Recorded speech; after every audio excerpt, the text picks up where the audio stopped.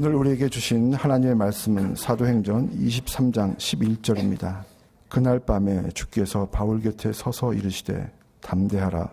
내가 예루살렘에서 나의 일을 증언한 것 같이 로마에서도 증언하여야 하리라 하시니라. 아멘.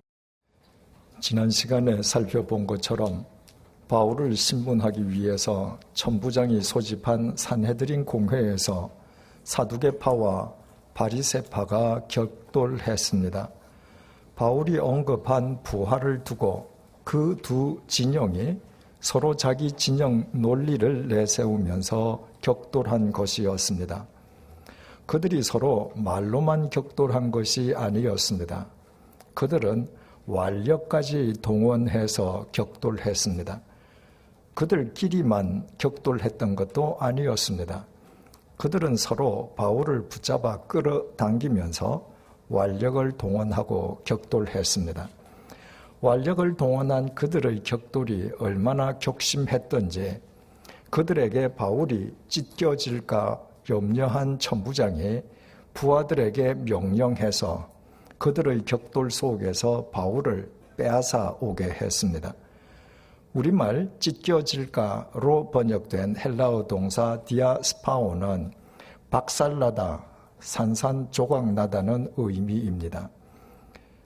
그들의 격돌 속에 바울을 그냥 내버려 두었을 경우에 바울의 생명이 위태로울 것이 확실했기에 천부장이 물리력을 동원해서 바울을 구출해낸 것이었습니다.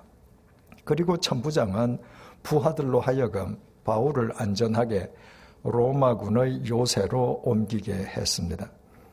바리새파와 사두개파가 서로 자기 진영에 갇혀 싸우느라 천부장에게 바울을 빼앗겨 버렸다고 하는 것은 바울을 통해 접할 수 있었던 복음을, 바울을 통해 만날 수 있었던 주님을 그들이 스스로 박차버린 것을 의미했습니다.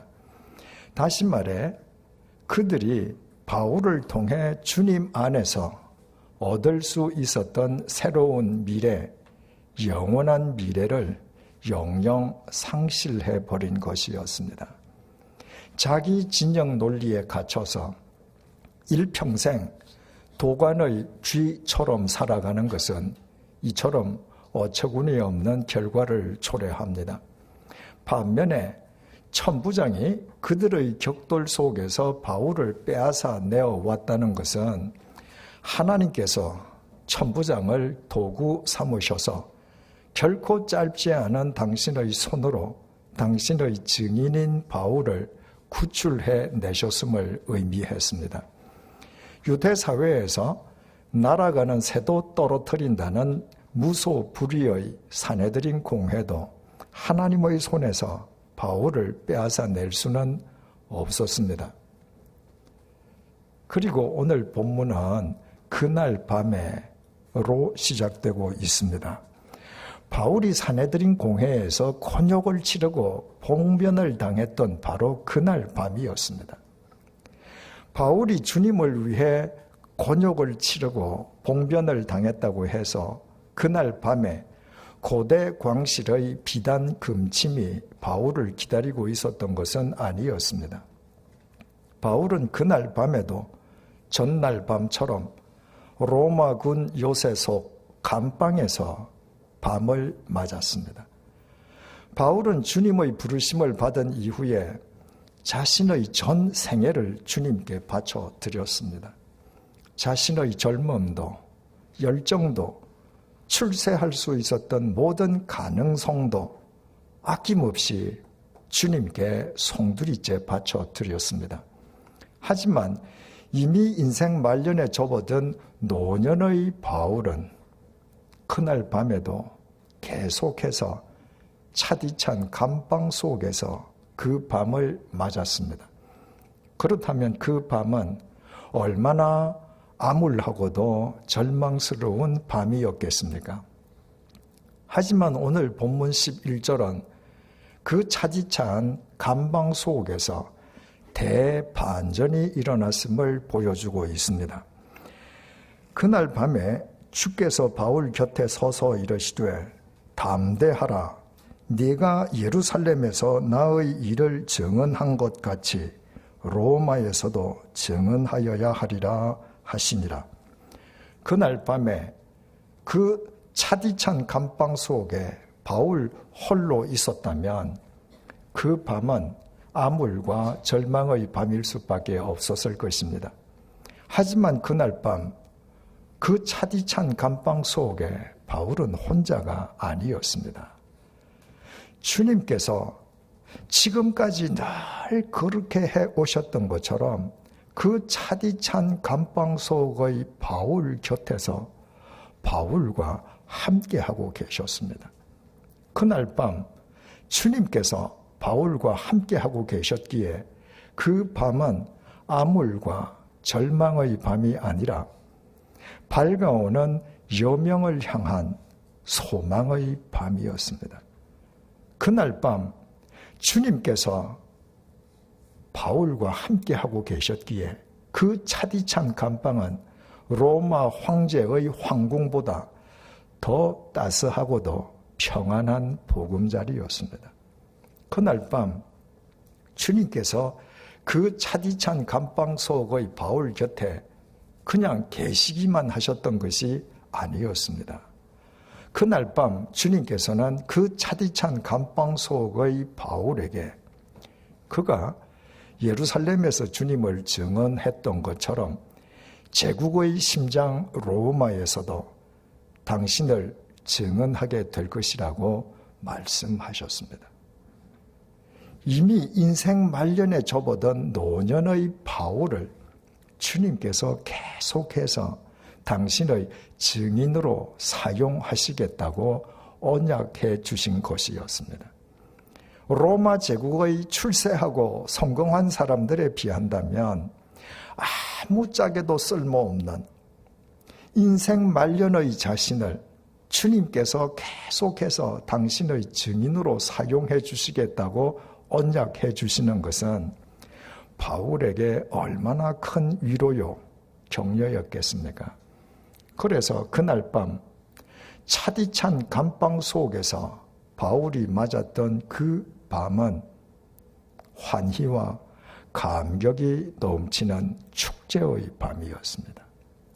이처럼 그리스도인에게 가장 중요한 것은 높은 지위, 많은 소유, 안락한 거주지가 아니라 주님께서 자신과 함께하고 계시느냐는 것입니다. 주님께서 함께 하시지 않는다면 높은 직위, 많은 소유, 안락한 거주지는 도리어 자신의 생명을 고갈시키는 족쇄가 될 것이요. 주님께서 함께하고 계신다면 차디찬 감방도 초가 삼간도 소망과 환희와 감격의 도가니가 될 것입니다. 바로 이것이 오늘 창립 11주년을 맞는 우리에게 주님께서 주시는 메시지입니다. 삼위일체 하나님께서 11년 전에 양화진 외국인 선교사 묘원과 용인 순교자 기념관의 법적 소유주인 100주년 기념재단을 통해서 황량하게 버려져 있던 이곳에 100주년 기념교회를 친히 세우셨습니다. 한국 개신교의 두 성지를 관리 보존하고 한국교회 200주년을 향한 새로운 길을 닦게 하시기 위함이었습니다.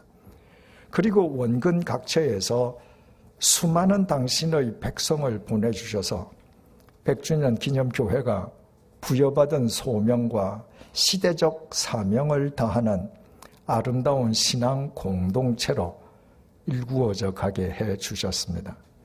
하나님의 그 크신 섭리와 은혜를 온 마음을 다해 찬양드립니다. 하나님께서 부여해 주신 소명을 완수하기 위해서 지난 11년 동안 온갖 풍상 속에서도 봉사와 헌신의 본을 보여오신 교우님들께 진심으로 감사드립니다. 아울러 창립 11주년을 맞이해서 주요 현안 몇 가지에 대해 말씀을 드리겠습니다. 우리 교회 상임위원회에서 교직원의 퇴직 날짜를 생일이 전반기인 사람은 6월 말, 생일이 하반기인 사람은 11월 말로 확정함에 따라 제 퇴임은 제가 만 70세가 되는 2019년 6월로 확정되었습니다. 저는 한 달에 3번씩 첫째 주일부터 셋째 주일까지 설교함으로 2019년 6월 셋째 주일에 퇴임할 예정입니다. 이제 앞으로 남아있는 2년 11개월 한 주 동안의 임기 동안 가장 중요한 과제가 있다면 두말할 것도 없이 훌륭한 후임 목사님을 세우는 것입니다. 저는 지난 30년에 걸친 목회 기간 중에 담임 목사를 청빙하고 도리어 분란에 휩싸이는 수많은 교회를 보아오면서 할 수만 있다면 후임 목사는 교회 내부에서 세우는 것이 최선의 길이라고 생각하고 있습니다. 하지만 그것이 말만큼 쉬운 일인 것은 아닙니다. 우리 교회는 다른 교회와 비교해서 담임 목사에게 복합적인 자질과 역량을 요구하고 있습니다. 담임 목사에게 깊은 영성이 필요한 것은 기본입니다. 한국 개신교 성지인 양화진 외국인 선교사 묘원과 용인 순교자 기념관을 관리, 보존해야 하는 우리 교회에는 한국 교회에서 가장 많은 것으로 추정되고 있는 76개의 봉사부서가 있습니다. 담임 목사는 그 모든 봉사부서를 파악하고 아우르는 행정력과 지도력을 지니고 있어야 합니다. 우리 교회를 창립한 100주년 기념재단 이사회, 한국교계, 성지와 관련된 관청과의 관계에서 100주년 기념교회를 대표하는 얼굴일 수 있어야 합니다. 우리 교회는 매년 헌금의 50%를 교회 외부로 흘려보내면서 수없이 많은 기관들과 교회들을 돕고 있습니다. 교회 역사는 일천하지만 역할은 한국교회 맏형 역할이기에 100주년 기념교회 담임 목사는 그 역할을 감당할 수 있어야 합니다. 양화진 문화원을 통해서 사회와의 접촉점을 확장하기 위해 세상을 향한 열린 시야를 지녀야 합니다. 한국교회 200주년을 향한 길닦기의 소명을 완수하기 위해서 현실에 대한 판단력과 미래에 대한 통찰력도 지녀야 합니다. 많은 교역자들과 함께 동력하면서 그들을 프로 교역자로 훈련시키는 조련사인 동시에 교인들의 입장에서 감독하는 감독자이기도 해야 합니다. 우리 교회가 성경에서 벗어난 한국 교회의 어긋난 관습과 폐습을 좇지 않고 바른 길을 걸어가면 걸어갈수록 우리 교회를 향한 공격과 모함 등 외부의 도전도 계속될 것입니다. 담임 목사는 최선방에서 그 모든 도전과 공격에 맞서는 존재감을 지니고 있어야 합니다. 진리를 위해서라면 자기 자신이 욕먹는 것을 두려워하지 않는 용기를 지녀야 한다는 말입니다. 오해하시지는 말기 바랍니다. 현재 담임 목사인 제가 그 모든 자질과 역량을 다 갖추고 있다는 말은 아닙니다. 부족하기 짝이 없는 제가 100주년 기념교회 담임 목사직을 11년 동안 수행해 오다 보니 특수한 소명을 부여받고 초교파 교회인 100주년 기념교회 목사직을 수행하기 위해서는 그와 같은 자질과 역량이 절대적으로 필요하더라는 말입니다. 저는 몇몇 교역자에게서 그런 가능성을 엿보면서 내년인 2017년 말을 최종 시한으로 잡고 있습니다. 만약 2017년 말까지 우리 교회 교역자들 가운데에서 제2대 담임 목사직을 확실하게 수행할 수 있는 제목을 찾을 수 없다면 2018년부터 교회 정관에 의해 절차에 따라 외부 청빙에 들어갈 예정입니다. 큰 예배당을 갖지 못했고 앞으로 가질 계획도 없는 우리 교회는 주일이면 각각 떨어져 있는 6개 건물의 크고 작은 21개 예배실에서 전 교인들이 흩어져서 예배를 드리고 있습니다. 그래서 교인들의 수가 늘어날수록 교인 간의 소통은 더 어려워졌습니다. 더욱이 우리 교회 등록 교인이면서도 정관에 따른 우리 교회 철학과 정신을 제대로 알지 못하는 교인들이 태반입니다. 그래서 올해 초부터 새롭게 발족된 미래준비위원회는 정관에 의한 교회의 정신과 철학을 교인들과 함께 공유하면서 우리 교회의 새로운 미래상을 정립하기 위해 교인들의 의견을 수렴하는 공청회를 계획하고 있습니다. 저의 퇴임과 함께 정관에서 수정되어야 할 내용들도 있습니다.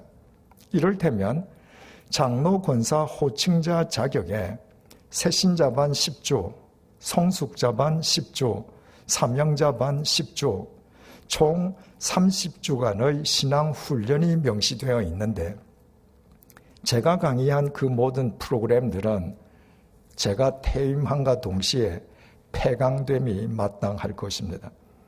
따라서 이런 사안들을 포함해서 공청회에서는 우리 교회 정관에 대해서도 자유롭게 의견을 나눌 수 있습니다. 9월 22일 목요일 저녁 8시로 예정되어 있는 첫 번째 공청회부터 인터넷으로도 생중계할 예정입니다. 부디 많은 분들이 참여하셔서 교회 정관에 의한 교회 철학과 정신을 공유하면서 좋은 의견과 생각들을 많이 나누어 주시기를 바랍니다. 우리 교회 창립 5주년 때 침묵의 수도원의 필요성에 대해서 말씀드린 적이 있었습니다. 안타깝게도 개신교회만 타 종교에서는 필수적인 침묵 수행이 없습니다. 개신교의 뿌리라고 할 수 있는 로마 가톨릭 교회에도 물론 침묵 수행이 있습니다. 절대자이신 하나님 앞에서 입을 굳게 다물고 침묵함으로써 하나님의 눈으로 내 자신의 내면을 성찰하고 하나님의 숨결로 영원을 호흡하고 하나님의 음성에 귀 기울이는 영적 내공이 깊어지게 됩니다. 그러나 16세기 개혁자들은 종교개혁의 와중에 침묵 수행을 잃어버리고 말았습니다. 개신교 교인들에게 기도가 무엇이냐고 물으면 주저하지 않고 기도는 하나님과의 대화라고 모범답을 제시하지만 정작 기도는 하나님께 자기 말만 일방적으로 통보하고 끝나버립니다. 입을 다물고 상대의 말을 들으려 하지 않고서는 누구와의 대화도 불가능합니다. 그래서 개신교인들의 기도는 아무리 기도해도 기도를 통해 자기를 비우거나 자기를 뛰어넘기 어렵습니다. 영적 성숙은 하나님 앞에서 입을 굳게 다물고 침묵하는 시간의 길이와 정비례합니다. 하나님께 자기 자신을 전적으로 맡기는 침묵을 통해 하나님에 의해 자기 자신이 비워지고 하나님의 것으로 채움받는 자기 성장, 자기 성숙, 자기 극복이 수반됩니다. 2011년도에 우리 교회 상임위원회는 남한 중심부에 위치한 전라북도 진안군 산속에 한국 교회를 위해서 침묵의 수도원을 건립하기로 결의했었습니다. 매주 32명이 4박 5일 동안 숙식하면서 각자의 방에서 홀로 침묵 수행하는 형태의 수도원이었습니다. 여러 과정을 거쳐서 2014년 7월 달에 진안군청으로부터 건축 허가를 받았습니다. 하지만 당시에는 제가 방사선 치료로 투병 중이어서 제 부재 중에 누구도 책임지고 공사를 착공할 수 없었습니다. 작년에는 우리 교회가 건물을 통째로 예배당으로 사용하고 있는 제2별관 건물 주인이 건물을 매각하려고 내어놓았고 그 건물을 매입하려던 회사가 건물 전체를 예배당으로 임대해 줄 수 없다고 해서 상임위원회의 결의를 거쳐서 우리 교회가 그 건물을 48억 원에 매입하느라 재정 관계상 수도원 착공을 하지 못했습니다. 그 와중에 건축법이 개정이 되어서 건축 허가 시한인 올 7월 30일이 지나면 그 산속에 어떤 형태의 건축 허가든 신규로 다시 받는 것은 사실상 불가능하게 되어버렸습니다. 그래서 지난 6월 상임위원회에서는 총 공사비 100억 원을 필요로 하는 침묵의 수도원 대신에 규모를 대폭 축소해서 숙식을 제공하지 않는 침묵의 채플을 건립하기로 했습니다. 공사비 36억 원은 우리 교회가 교회 밖 외부로 흘려보내는 총 헌금 50% 가운데에서 충당될 예정입니다. 물론 이 모든 것을 섭리하시는 분은 주님이시지만 제 개인적으로도 한 주에 32명만 혜택받을 수 있는 침묵의 수도원보다도 경기도, 충청도, 전라도, 경상도, 강원도 등 어느 곳의 교인이든 아무 때나 자신이 원하는 때에 찾아가서 침묵을 통해서 하나님과 독대할 수 있는 침묵의 채플이 한국 교회를 위해서는 더 유용하리라고 판단하고 있습니다. 새신자반을 통해서 배웠습니다마는 그리스도인의 건강한 신앙은 말씀, 봉사, 성도의 교통이 정삼각형을 이루어야 한다고 했습니다. 그리고 이것은 주일 예배만으로는 불가능하고 소그룹 모임인 구역 모임을 통해서 가능하다고 했습니다. 구역 가족들이 주중에 한 번 함께 모여 심도 있게 하나님의 말씀을 나누는 가운데에 말씀이 손과 발을 통해서 봉사로 이어지는 말씀의 육화, 인카네이션이 일어나게 되고 구역 가족들이 말씀 안에서 서로 밀어주고 끌어주는 성도의 교통은 서로의 믿음을 견고하게 세워주는 원동력이 됩니다. 저는 지금까지 저를 부르는 구역 모임에는 어떤 구역 모임이든 반드시 시간을 내어서 찾아갔습니다. 열흘 전에는 서대문구 연희동 구역 모임에 참석했었습니다. 그리고 그날 밤에도 제가 큰 은혜를 받고 왔습니다. 말씀, 봉사, 성도의 교통이 한데 어우러진 그 구역 가족들의 삶이 얼마나 아름답고도 감동적이었는지 모릅니다.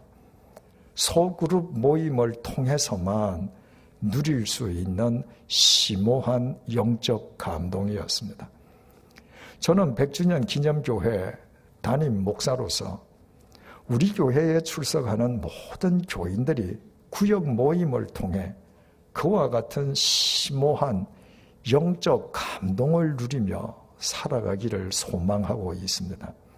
아쉽게도 우리 교회 321개 구역 모임에 참여하는 교인은 전체 교인의 20%에 불과합니다.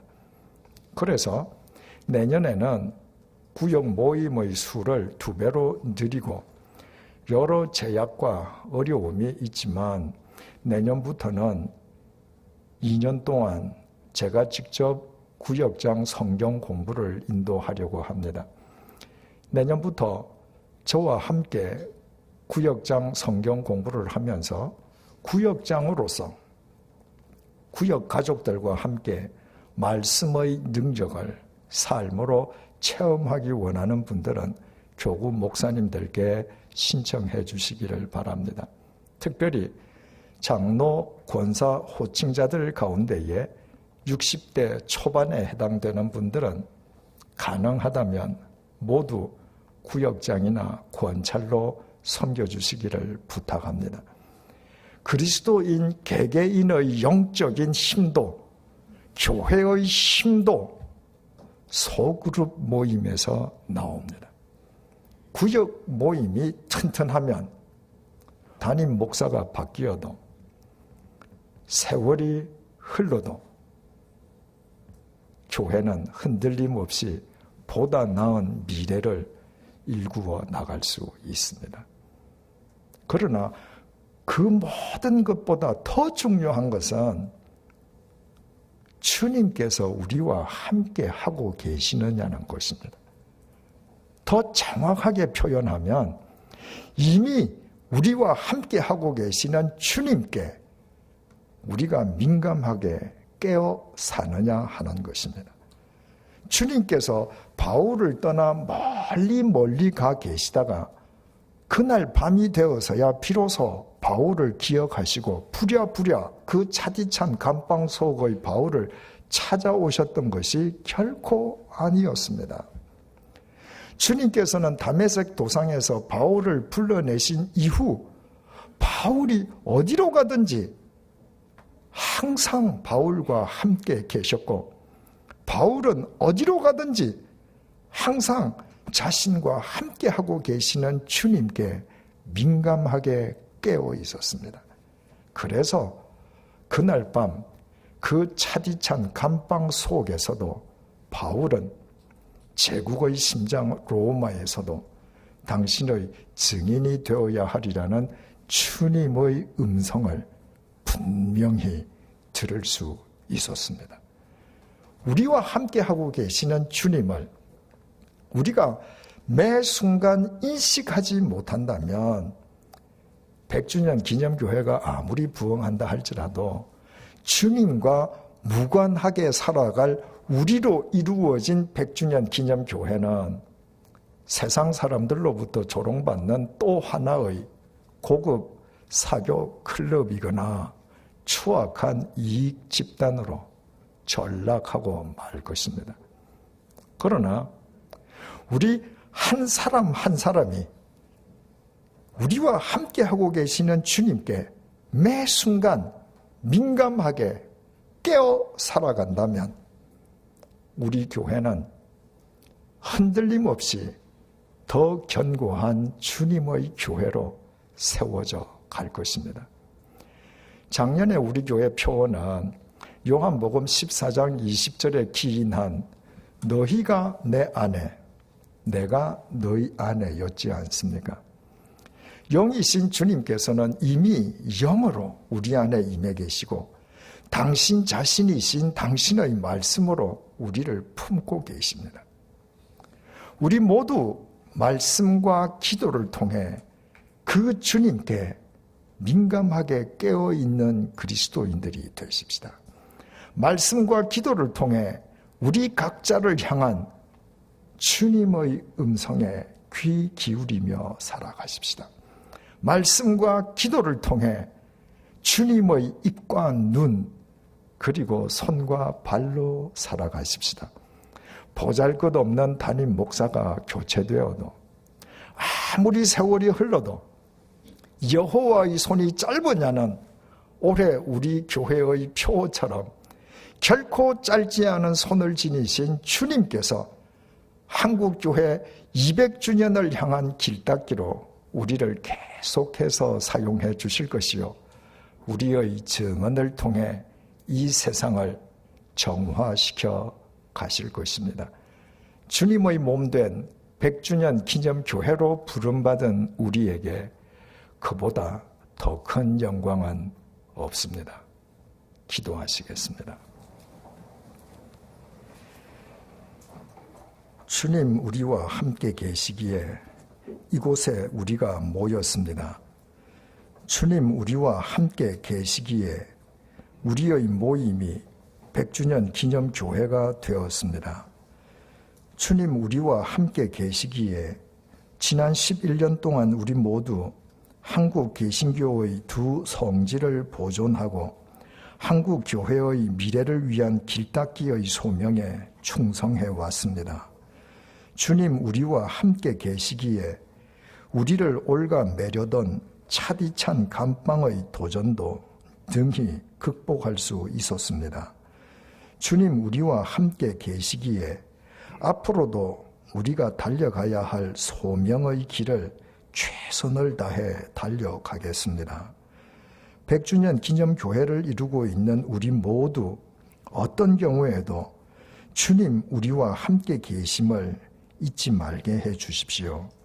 아침에도 낮에도 밤에도 따뜻한 날에도 혹한의 날에도 평안한 날에도 괴로운 날에도 숨가쁜 일터에서도 두 발 뻗고 누운 집에서도 차디찬 감방 속에서도 우리와 함께 계시는 주님께 민감하게 깨어있게 해 주십시오.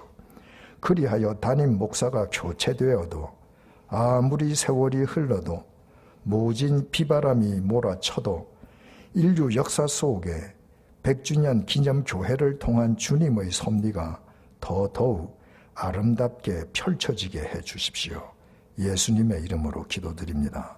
아멘.